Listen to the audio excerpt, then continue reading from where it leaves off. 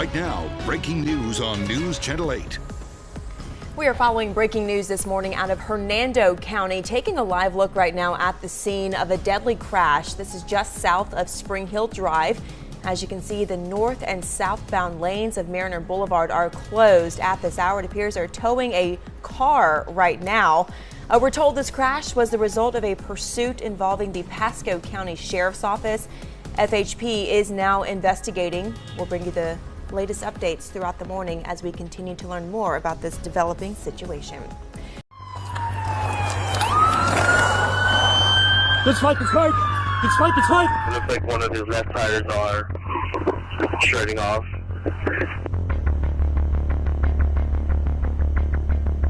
And we're gonna try to have spikes at 63rd and 15th for you guys.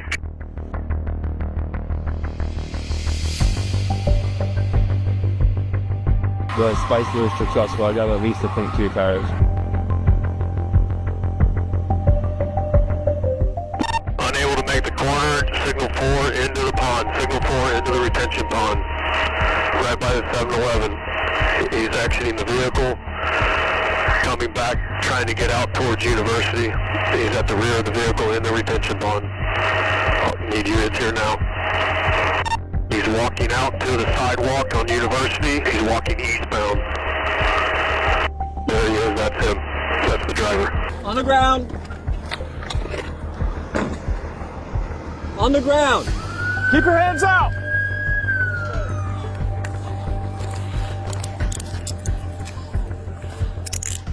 Dramatic video showing Florida Highway Patrol breaking up a reported street takeover. FHP tells us this is from a joint law enforcement operation Friday night after receiving tips about several street takeovers planned in Hillsborough County, where drivers race and perform dangerous stunts. This is video as troopers arrived at one of the reported takeovers near Fletcher Avenue and Bruce B. Downs Boulevard, resulting in multiple chases. Dash camera video shows sparks flying from a vehicle as the driver runs from law enforcement, a trooper eventually hitting the driver, stopping them at a nearby Wawa. If you're running and you're panicking, obviously you can kill somebody. Not only that, in a gas station, what if it turns into flames? And in this video, the driver of a white car takes off until a trooper is able to stop them with a pit maneuver. Law enforcement says they were also able to shut down 2 other takeovers before they turned dangerous, one at Bush Boulevard and Florida Avenue, the other at the Temple Terrace Winn-Dixie. It's very dangerous for the community, especially around here where there are a lot of families with kids that walk. And the chases, the police chasing them, that's just add to the extra danger. We reached out to FHP. A spokesperson sent the agency's pursuit policy, which says in part, quote, "The member must determine if the suspect is actively fleeing and eluding a law enforcement officer or has previously committed a forcible felony. In determining the appropriateness, speed, and the extent of a pursuit, the member must exercise due regard to ensure that their actions are objectively reasonable."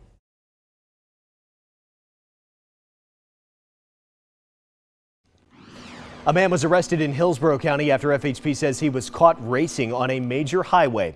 A trooper pulled over Ibrahim Ayman Ali after he was spotted speeding down I-75 around 9 o'clock this morning alongside another car. That trooper says Ali reached close to 140 miles an hour before he finally stopped. He is now facing a charge of racing on highways. 2 people are dead and several others hurt after a violent rampage across South Tampa last night. But tonight we're hearing from the first victim injured during that spree. Good evening, everyone. I'm Josh Benson. And I'm Paul Lucero. Thanks for joining us for News Channel 8 on the CW Tampa Bay. Well, these are the final moments of that chase down I-275. Officers rammed the car they say Jeremiah Bailey was driving, causing it to spark and spin out. When the car came to a stop, you can see the officers quickly move to box the car in. Take cover. He's reportedly 10-0. Watch your crossfire. Obstacle.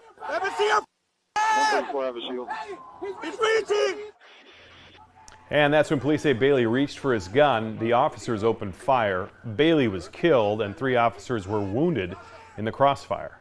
I returned from the hospital just a couple hours ago, speaking to my officers that were injured.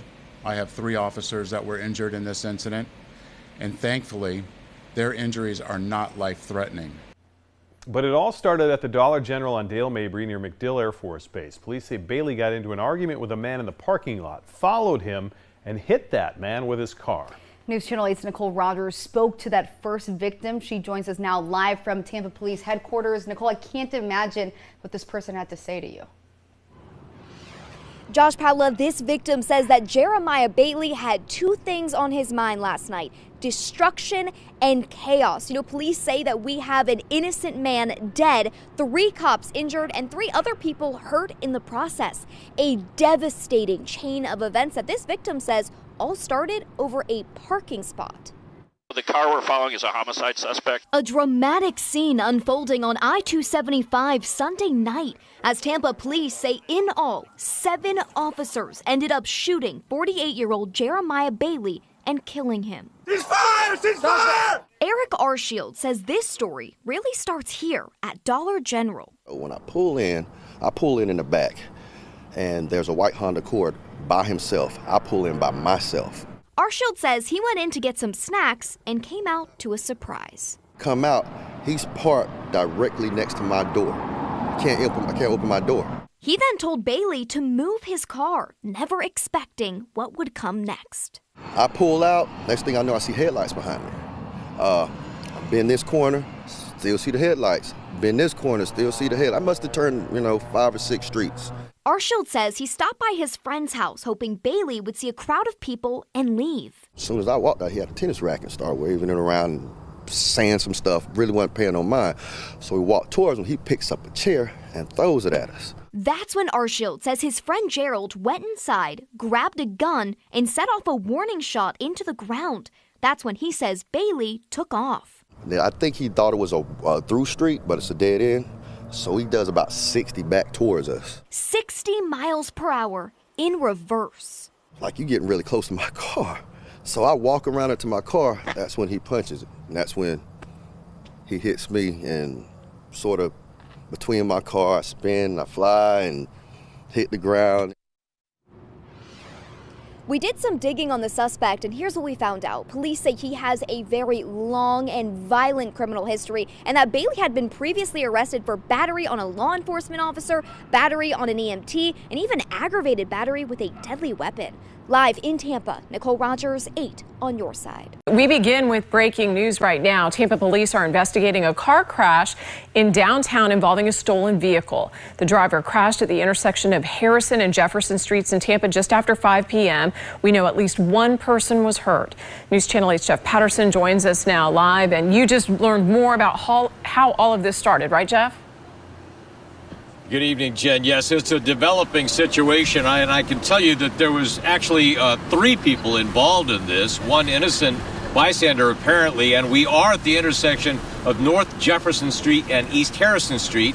If people are familiar with the area, we are just adjacent to Tampa's oldest cemetery, Oak Lawn Cemetery, and right next to the International Longshoremen Union Hall. And let me just ask Joseph Brown, my photographer, to push into the gray car on its side. That apparently is the stolen vehicle that was being pursued out of Polk County.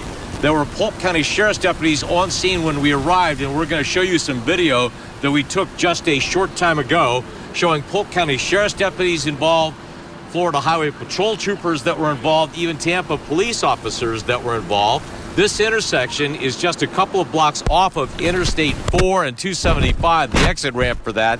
And that is key to what is going on here, because we've been told that, as I said, this was a stolen car that started in Polk County, and the pursuit went down Interstate 4 westbound to where we are now. And I spoke to a witness a short time ago who watched the end of this unfold.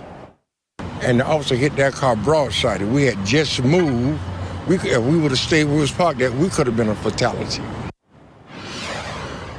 So you're looking at one car that was on the side there, the gray car that was apparently the stolen vehicle.